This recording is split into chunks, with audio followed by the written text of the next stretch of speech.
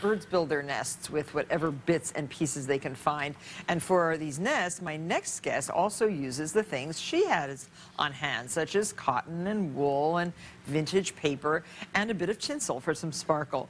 These beautiful nests make a wonderful springtime or Easter decoration, and crafter Crystal Hanahan is going to show us how to make them. Please welcome her to the show. Very nice to have you here. Thank you for having me. And yeah, what made you decide to create beautiful nests like this?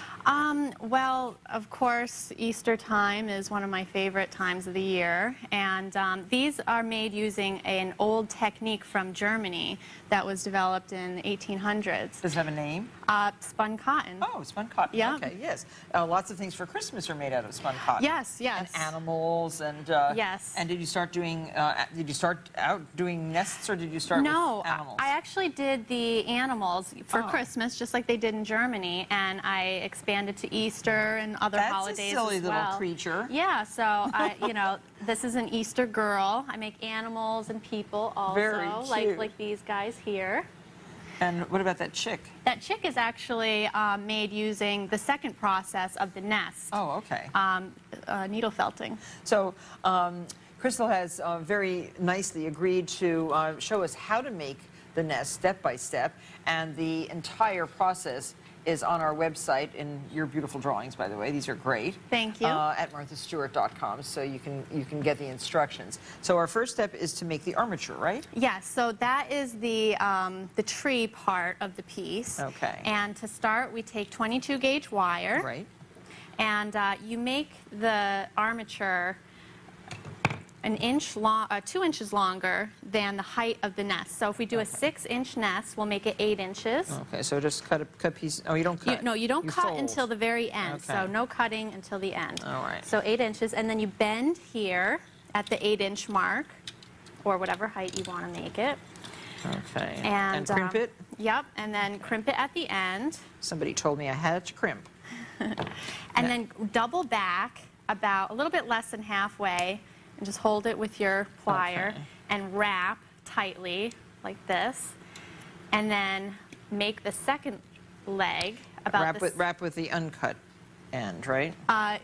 Yeah, wrap. Yep, with your spool, and continue doing that until you have a piece that looks like this. Oh, I see. So that's very easy. Yes, yes, Okay. it is very easy. So you have 3 branches and 3 legs. Okay. And then the next step is to do the secondary branches. So it starts to look like this, using the same bending and wrapping technique. So you use a new piece?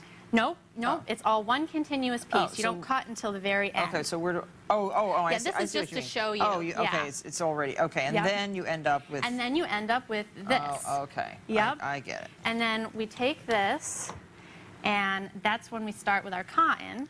So Okay. take a thin strip of cotton, and I get my cotton from an upholstery store, but you can get it online. You know, there's an upholstery store right down the street here. Oh, really? Yeah, they have all this stuff. Oh, great. So it's like a cotton batting, right? Yes, yes, it is. So you just take the end and fold it over an intersection. Yeah, I walked in there the other day and was astonished at the selection of things. Oh, my cotton broke. Oh, I have to go see. Oh, so if your cotton breaks, that's okay. Just be gentle with it and bring it back. And so you're going to twist it like floral tape. Okay.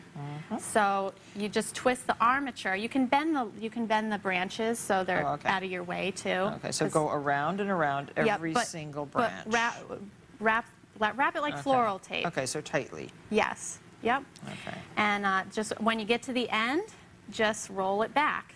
Okay. So you're double backing, and you do the entire armature, and it takes a little while. So I have one already prepared. And how do you cover over those little points? You just go to the end, and then you can overlap it a little bit, and then just go back. Good. Yep. I'll get the hang of it. And here we have it all done. Takes a little practice. Now, is this the whole tree? This is the whole tree already done. So we just bend it then to form, just bend it like a tripod, so the legs will stand up. And I like the texture of this beautiful cotton. It's very because soft. It has some natural color in it. Yes, I like that too. It kind of gives it the vintage look. Yeah.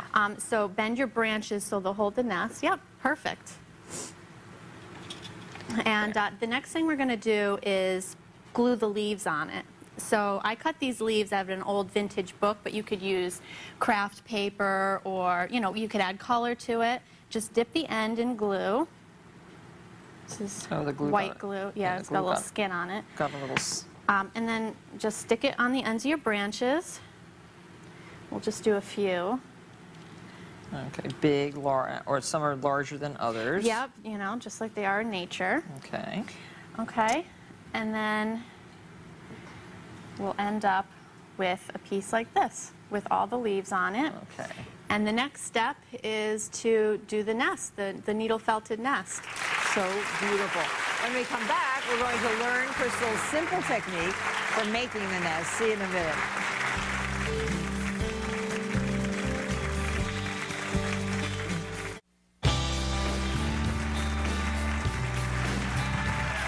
We're back with crafter Crystal Hanahan, and now we're going to learn how to make this beautiful bird's nest. Very soft. It feels like one of the bunnies. Yes, yes, except it's made out of wool, another natural fiber. And so you start with a big piece. Yes, so we just wrap it around your hand really quick. This looks a little different than that. It's about the same, It yeah. is, It might be a little bit longer, but that's okay. It doesn't have to be No, the exact. same as that we use to wrap. No, that's cotton. This is wool. Oh, that's right. This is wool now. This is from a sheep. So just roll this around my hand. Yeah. Okay. And then put it, this is a foam pad because we're using a large needle. Well, this is called a needle holder, but we're using barbed needles to felt, and this just protects the table. All these needles have little tiny barbs on the ends, and they're very, very sharp. Do not catch yourself with it. First aid kit on hand. Right. So just start poking in the middle, and you know, this actually is pretty quick. You'd be surprised. And you'll see the nest shapes starting to take place, and I already prepared, this is kind of the middle stage. Oh, so much fun. I would rather just do this for 6 minutes and 40 seconds. It's good to get out your frustration too, you know. Oh, it's so fun. So, look, it really does start to stick together. It's magic. Yeah, and that's the beauty of wool. I mean, that's what that little piece at the Cooper Hewitt said. You know, it's amazing what wool will do. Oh yes, definitely. So just to form the sides, you just poke the sides and like that, and just just keep poking and poking. Now you sell these beautiful bird's nests. I do. I sell them on my website. And which is what? Which is your website? It's vintagebycrystal.com. Okay. Yeah, and on Etsy too. I have an Etsy store. Oh, okay. So in time for Easter, we all need these for our tables. Okay, so this is the finished little nest. Yep, this is the finished nest, and you know, the last steps are extremely easy. We'll take our spun cotton tree and just take some glue and flip your nest over, and just doesn't have to be any which way, haphazardly. Oh, so a lot of glue. Yeah, a lot. Of course, my glue is you can use mine if you want. Yes. This is regular Christmas tinsel that you get at the dollar store. Where's the dollar store? Oh, on every corner in America. They have tinsel now? Not now, but... No, they only have it at Christmas time, so we'll all, run down to the corner and try to get that. You know what I mean. Okay. Oh, so put that, that's, yes, I see. And just a swirl. Oh, very nice. Yep. And then, I need your glue back. Your glue? My glue. Here, you can have your glue back. Thank you. And just put some glue on the branches. Yep. Just to hold it. This is so beautiful.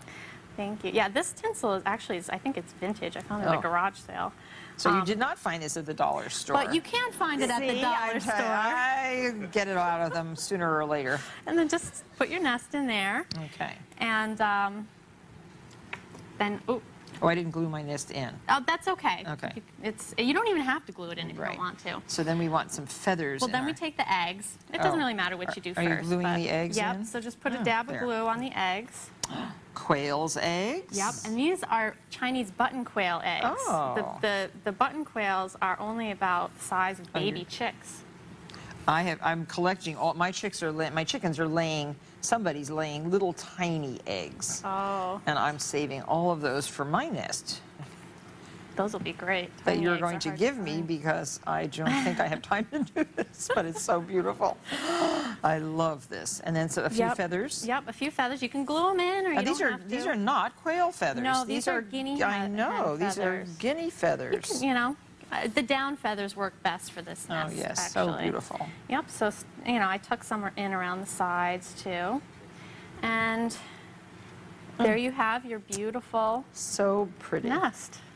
And this would adorn any table in your house for an Easter celebration or just the advent of spring. Yes, Yeah. or Mother's Day. Or Mother's Day. Yeah. Perfect.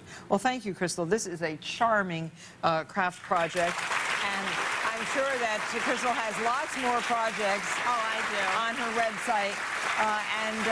Just go to marthastewart.com for more Easter and spring-inspired ideas.